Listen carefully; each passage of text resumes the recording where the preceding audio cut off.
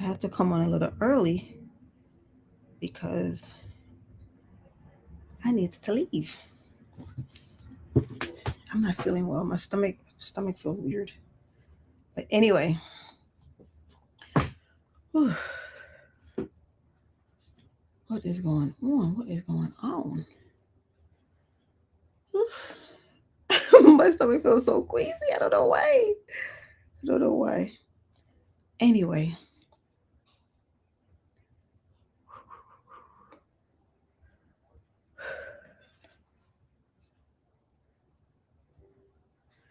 hold on a sec.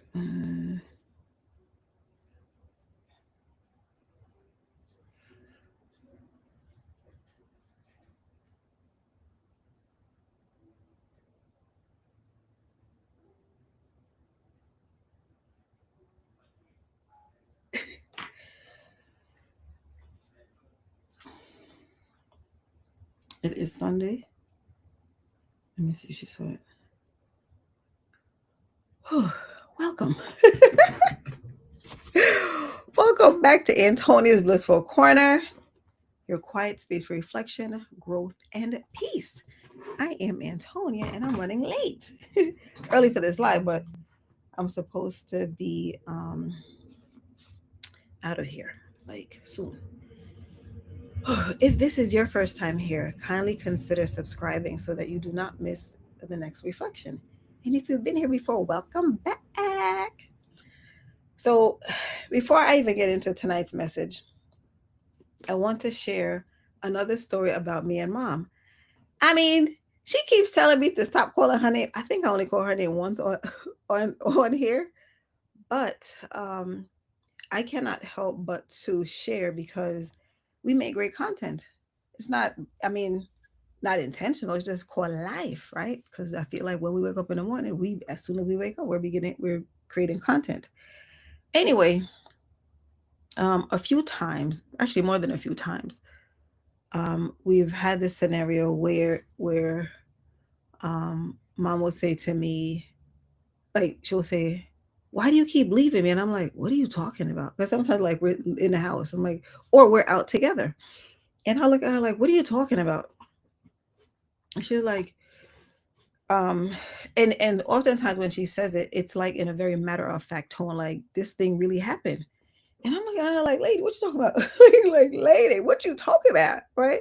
And you're like, "You keep leaving me. Like, why do you keep leaving me?" And I look at her for a while, and eventually she'll say, "You left me at the airport." And I'm like, "Is you all right?" Because the look on her face is like a serious, like this thing is happening right now in her reality. And I'm like, "Is you all right?" right? But the look on her face is like, "How could you?"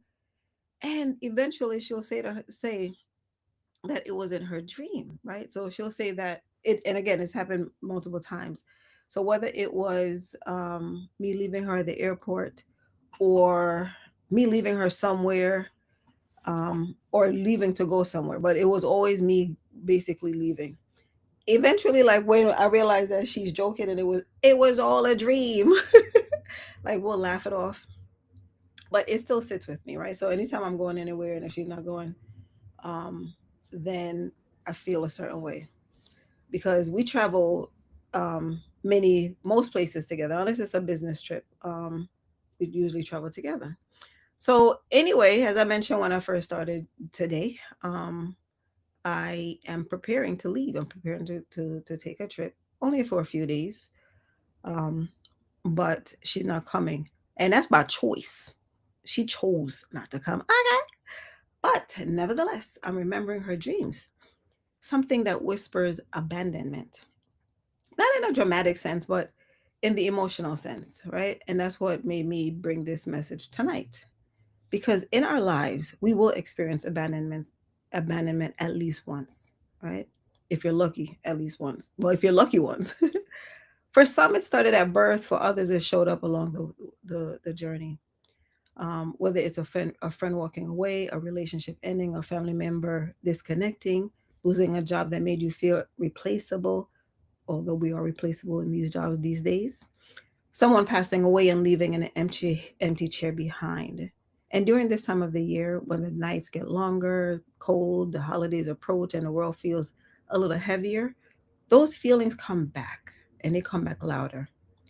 Abandonment hurts more when the house is quiet, the streets get dark early, memory sits closer to the surface, and you suddenly remember the people who aren't here anymore.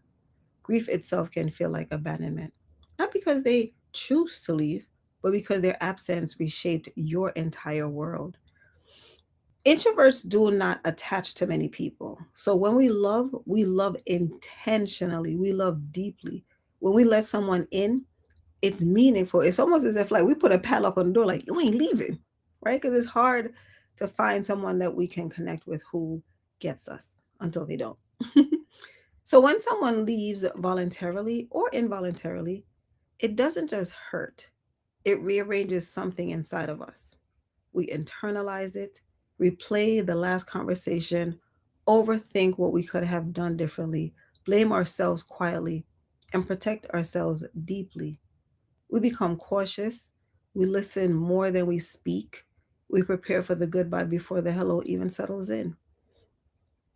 Not because we're cold, but because we have felt that sting before and we don't like it. I don't think anyone does really, whether you're introvert or not. Sometimes abandonment isn't physical, it's someone being present but emotionally gone. A parent who provided everything except affection.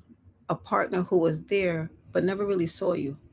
Being the strong one in your family until you break in silence. And the worst abandonment of all, self abandonment. The times you betrayed your own needs to keep someone else comfortable. Introverts do this more than we admit. This is just a thing for us. This is our norm. Introverts navigate abandonment by retreating into solitude, creating safe routines, choosing meaning over noise, journaling, long walks, all of the above. Because you know that's my therapy right there. Processing quietly until the heart catches up with the mind. We don't rush healing. We rebuild slowly with intention. This time of year makes everything feel bigger. The silence, the memories, the empty spaces, the darkness outside and sometimes inside. So coping looks like reaching out to one safe person, not forcing yourself to be social, or lighting a candle. Like lighting a candle works, burning sage. Um, you know, this is the time of year when you look to the left or the right, you realize that that person isn't there. The person that used to be with you during the holidays isn't there, right? So sometimes it's good to light a candle in their memory or take a walk to breathe through the heaviness, giving yourself permission to feel whatever comes up. Remembering that loneliness and abandonment are feelings, not identity. And for my introverts who are grieving someone who passed away, your sadness makes sense. The longing makes sense. Your tears, they make sense. Abandonment doesn't only come from people who chose to leave, sometimes it comes from those who didn't have a choice. Healing for introverts rarely looks dramatic. It looks like soft acceptance, quiet forgiveness, rebuilding slowly, slowly, slowly. Choosing people who choose you, learning to stay present instead of preparing for loss, learning to love without losing yourself. And here's a truth that I need you to hear: abandonment is not proof that you are unlovable, it is proof that someone didn't know how to love you. Your depth was never the problem, your quiet was never the problem, your softness, never the problem. Some people simply do not have the capacity for what you carry, but the right people, child, they show up, they stay, they honor your quiet places, they don't abandon what they value, and most importantly, they see you, right? Even in the dark seasons. Hey, Veronica! Hey, Blessings, you caught me! I had to come on early because I'm getting ready to leave to go on a trip. So I figured let me just do it to honor my commitment to myself. and do it before I left for the airport. So I'm so happy that you called me. Hey, Cynthia! I'm so happy that my soul family is here. I love y'all. So today I was talking about abandonment because I'm preparing to head out. And I wanted to come on and do my message before I leave because I'm abandoning my mom because she's not coming. But I mentioned in the beginning of the video that there were times when she would basically just say out of the blue, "Why did you leave me? Like why did you leave me at the airport?" And I look at her like, "What you talking about?" And then it would end up, she would tell me that it was a dream, and she would tell me the dream, and I'm, "Hey, Violet Crow, my whole family is here." Yeah. Thank y'all. And so she would say, like I left her at the airport, and I would look at her like, "What are you talking about?" And then she would tell me the dream. And sometimes it would be me, her, and my niece, and I would leave them, or me and my niece would leave her, whatever the case may be. And so now that I'm leaving and she's not coming by choice, because usually we travel together, and sometimes um actually for quite a number of years, actually we would go to London this time of year because it would give me like an extended stay due to the Thanksgiving holiday. But mommy decided that she didn't want to come, and yes, it is a party and a half. And so I'm preparing to head out, and it's so funny because I think it was like last Monday she was like, "When do you leave for when is your trip?" And I was like, "Next Sunday." She was like, "Next Sunday? You're not gonna be for Thanksgiving?" I was like, "No." Because she didn't want to come. And yesterday I was like, "Are you sure you don't want to come?" She was like, "No." So I'm like, "All right." So Veronica said, "Funny, the message is about abandonment, and then we all show up for it." Ah! That is too funny. I love y'all. but this is actually going to be a bittersweet trip because this is one of my uncle, and he's really not doing too well, and I have a pain in my stomach, one that I'm not really familiar with, and feeling very queasy.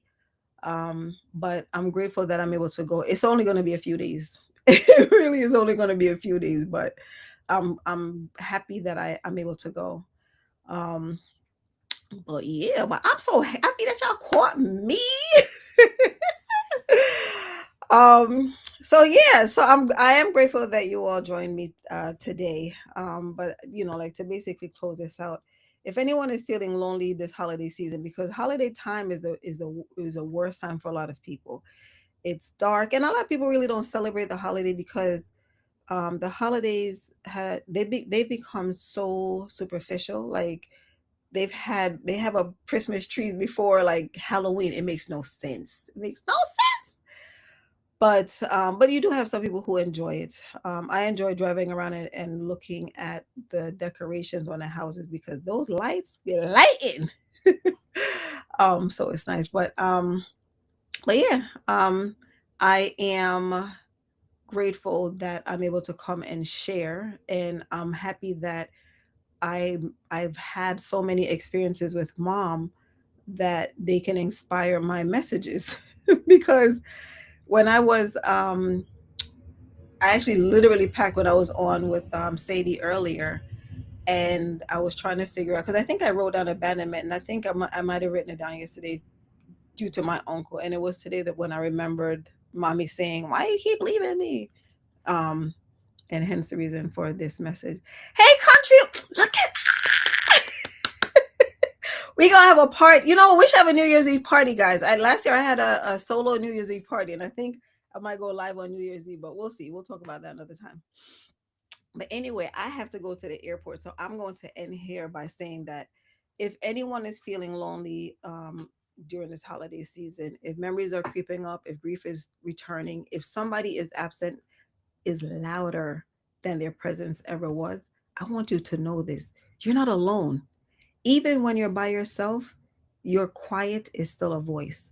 And um, know that your heart is still worthy of being held, right? I think one of the things that I'm appreciate I can't talk. One of the things that I am appreciating about this journey is falling in love with myself. I said to a loved one a couple of days ago that I realized that there isn't anybody in this world that can love me the way that I love me right now. And so I'm happy that I was able to go through all of um the heartbreaks and the sadness and the ghosting, all of those things. And I honestly wouldn't trade them, because if not for them, then I wouldn't be this resilient person that I'm growing into. Like, I'm truly loving the person that I'm becoming. I'm truly loving the fact that I can say no without, like even thinking twice about it. And I'm truly happy that I have found unconditional love in myself. I realize that there's so many people who are craving love, and because I think sometimes we try to find love externally, but true love comes from within. And in order for someone to love you, you have to know how to love yourself first, because you need to teach them how to treat you. And hey, so Veronica said, I'm putting you at the top of my list, Antonio, so you can find your reading when you're ready. I love you so much. Thank you. I might be able to join. I might be able to join after I check in at the airport. So I appreciate you. Thank you so much.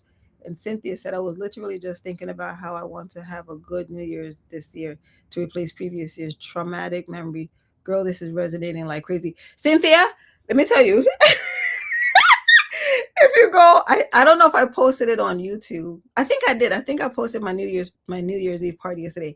When I tell you, I get down, I have lights and everything, and I have these lights in here flashing, and I have the music going, and I'm doing my thing, because one of the things that I used to love to do was to go running at midnight, and I haven't been able to in the past few years. But I decided, I think it was 2 years ago, I said, oh, I'm gonna try this thing. I just go have my own little party. I had my sparkling cider, and last year I made my little a mini um charcuterie. I don't know how to pronounce it. But I had my grapes and my cheese and my crackers, and it was fun. So we're gonna do that, Cynthia. If anything, we'll have a New Year's Eve party, because I do believe that joy lives within us, right? And as an introvert, I'm truly appreciating the fact that I am allowing myself to live instead of just exist, right? Because we have this one time coming down this path, and what there were times that I used to say, oh, I'll do that tomorrow or next year, whatever have you. And I'm realizing, like, I'm choosing to live in the moment, because I'm not sure whether or not I'm going to see the next moment. And I'm hoping that, our soul family will be able to just grow together in strength, and basically, like, just empower each other, because we need it. We need it. Yay! I might just do a flyer.